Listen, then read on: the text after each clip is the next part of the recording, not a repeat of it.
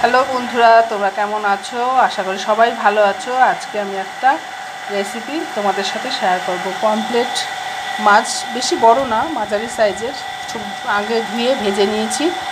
তারপরে দেখো কড়াইতে আমি পেঁয়াজ, আদা, রসুন পেস্ট করে লঙ্কা, কালো জিরে ফোড়নে দিয়ে কষিয়ে নিচ্ছি। একটু টক দই দিয়েছি, নুন, হলুদ সবই দিয়েছি, আর পেঁয়াজ, আদা, রসুন পেস্ট করে দিয়েছি। এবারে এখানে এটাকে কষিয়ে জল দিয়ে দেব। নুন পরিমাণ মতন সবই দেওয়া হয়েছে। মশলাটা কষানো হয়ে গেছে, এবার জল দিয়ে দেবো। জলগুলো ফুটে উঠেছে, এবার মাছগুলো দিয়ে দেবো।